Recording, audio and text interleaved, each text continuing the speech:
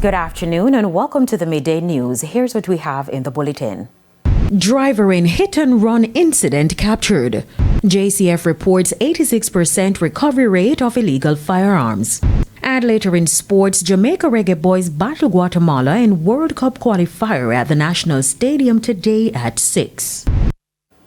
Thank you for joining us. I'm Carrie Simpson. Here are the details. Up first this afternoon, the police are yet to charge a man in connection with Monday's fatal crash along the ferry service road, which runs parallel to the Mandela Highway. The victim, 11-year-old Duran Mackenzie, was killed in the incident. According to reports, the incident happened at approximately 3 p.m.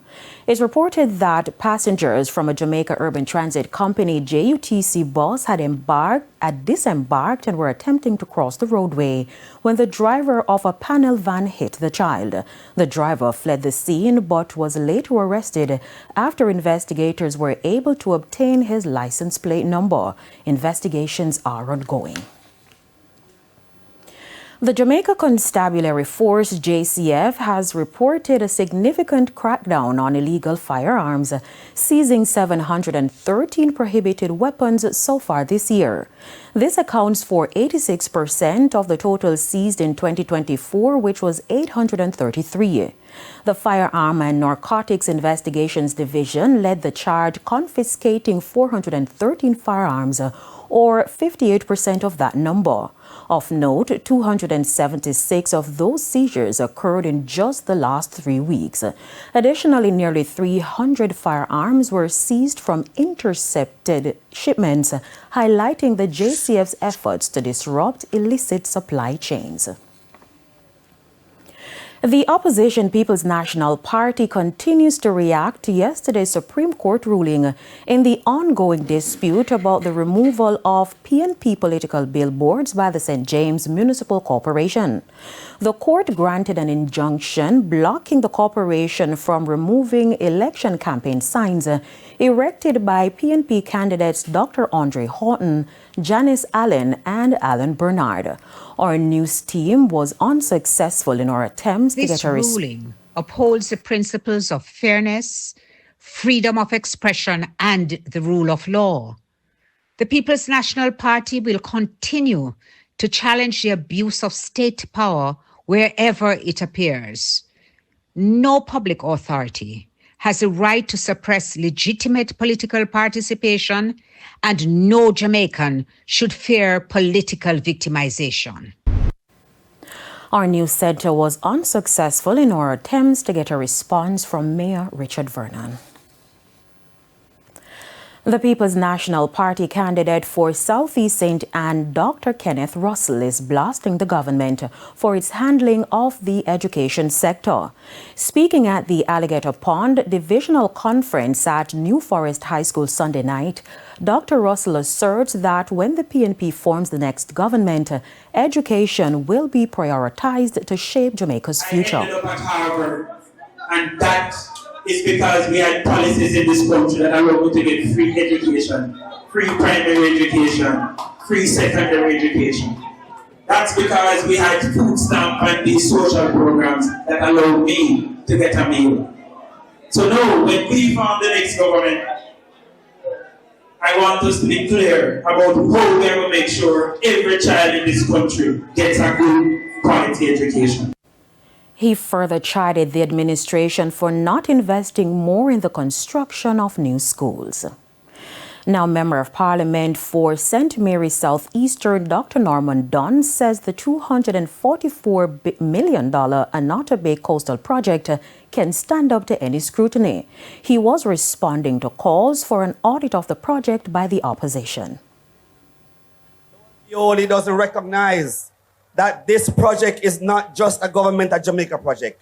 It's a World Bank funded project that has all the rigors. And therefore, I'm saying to him tonight, call any audit you want. State Minister in the Tourism Ministry, Senator Delana Seivwright, is predicting a very strong summer season and an even more positive winter.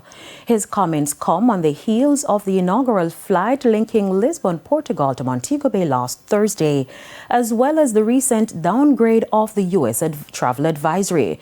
Mr. Seivwright notes that the last 6 to 8 months were challenging for the tourism sector. It's looking good so far. I think the last several months have been particularly difficult. So in the last 6 to 8 months, given the U.S. presidential elections and many other distractions, of course, bad weather and a number of other factors. But we're seeing a fairly strong summer so far, and we expect a bullish winter.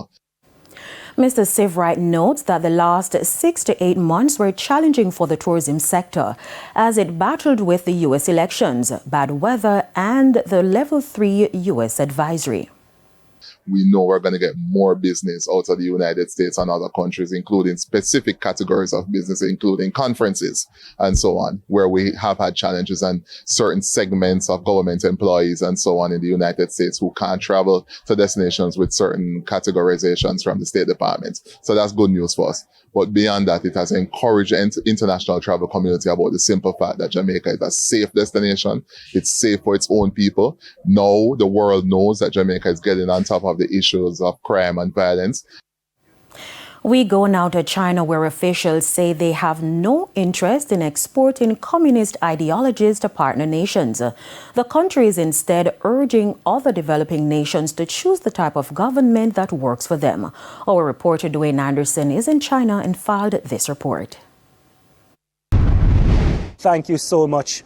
So as you are aware, I am in China, where I've been covering several events, including press conferences hosted by members of the Communist Party of China, CPC, and the central government. Now, on Monday, one of those events was held, and it was attended by these members, and they outlined China's continued commitment to the world to continue to assist people, especially those in developing countries. Now, China says while it will continue to help people, it made it clear that, listen, we do not want you to follow or model. Find your own path. That was the message, which was stated pretty clearly. In fact, China says it has no intention to export its one-party communist model to other parts of the world. Now, the warning comes as many developing countries continue to struggle with things like poverty, infrastructural issues, and slow economic growth, and even weak education outputs. Now, among Monday's speakers was a Mr. Qi Yiming, a member of the Communist Party, and he continued to defend the one-party model here in China, outlining that, listen, it has worked for us. But what are some of the things that have worked for China? Well, China so far, they've managed to eliminate absolute poverty in the country. Additionally, China projects that by 2035, the country will be a fully modernized country. Now, Monday's focus was also on Latin America and the Caribbean and how they, along with China, can partner to form a market of over 2 billion people where they can buy and sell goods amongst themselves, especially amidst the ongoing trade standoff between America and China. Reporting from Choyang in China, I'm Dwayne Anderson for TVJ News. Thank you, Dwayne. Continuing, Chairman of the Development Committee for the Morant Bay Urban Centre, Littleton Shirley, is refuting claims from residents of Springfield and Duane Penn communities in St. Thomas that raw sewage has been running into their communities from a broken sewage line from the urban centre. Details in this report. Morant Bay don't start discharging the sewage yet. That sewage system been there for 50 years, having a problem. It is a works agency, NRAC, who build the sewage line, right? That they will, if there's an issue, they will correct, but has nothing to do with Morant Bay Urban Centre. That assertion from FCJ Chairman Littleton Shirley hitting back at claims from residents of Springfield and Duhaney Penn communities in St. Thomas. The residents say for the past 6 months, raw sewage has been running from a broken sewage line from the urban centre as well as a nearby housing scheme into a gully in their communities. So this is also a big problem. Mosquito, fly, you have one pipe that around from over a scheme over so with feces. It must have done so everything I back up here so now I can lead back across the street and go way up the road. So this is a problem because fly are going like we have rats, everything a cause problem. When they eat your food, fire pitch for your food out of the gully. It can kill the old people them. It can kill the youth them. We don't want to tear. On the first beginning, this thing shouldn't be in the village. This is a total foolishness. We don't want it here. We need it to move quick and very fast. But Mr. Shirley has rubbished those claims. Get your facts right. People will say anything. People will tell you anything. Right? When they tell you things, go check it out. If it's an engineering thing, we have several engineering institutions. The marketing thing or thing, construction come on the site here, and come to me or check. We'll solve. We tell you how things go. The residents have also written a petition calling for urgent attention to be given to the gully. They say parish council, they say this, they say that. Man come, man look. Man take picture, man gone. We don't get nothing more when somebody else come again. No help people come here more time than them look, the health inspector, them way. Get man come spray or drop because I black aisle night and that's it. I keep asking and no one keep coming. So I'm putting out this like this now to see what I can get from it.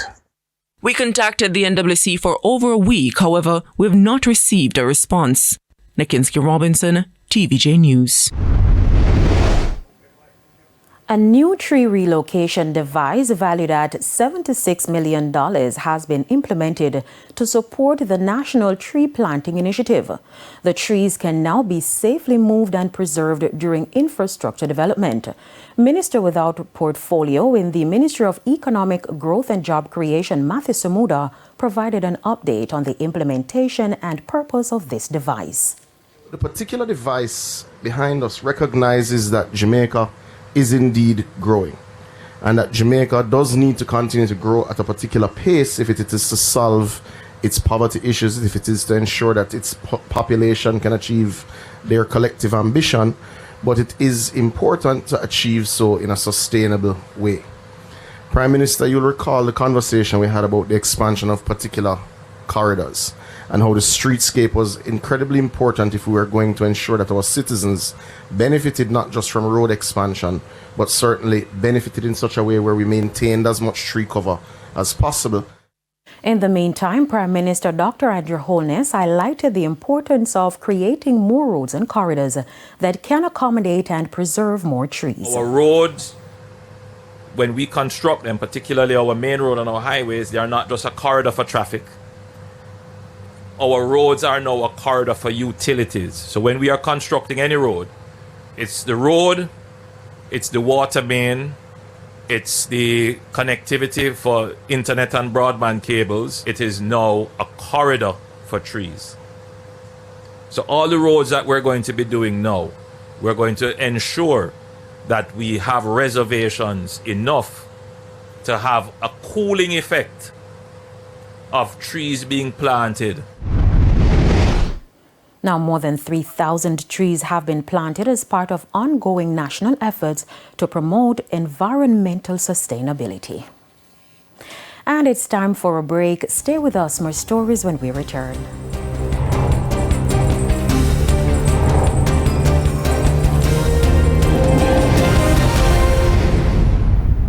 Welcome back to the Midday News, and it's now time for the Business Minute. Separate has announced the successful completion of its offer to acquire nearly 30% of its subsidiary A.S. Bryan & Sons Holdings. The offer, which closed on June 9, saw approximately 465 million ASBH shares tendered, exceeding the target of 447 million shares. Following the acquisition, Separate's ownership of ASBH will rise to 80% of the outstanding ordinary shares, significantly strengthening its control of the regional distributor. Payment for about 177 million newly issued Separate shares will be allocated to ASBA shareholders on June 21. Shareholders can expect to be notified of their final share allotments by June 17. Further afield, Elon Musk's net worth took a big hit from his recent fallout with President Donald Trump. According to Bloomberg's Billionaires Index, Musk's net worth was close to $500 billion after Trump was elected to the White House. As of Sunday, it had plunged to $342 billion. The feud between Musk and Trump blew up last week after Musk departed the White House Department of Government Efficiency. And that's it for the Business Minute.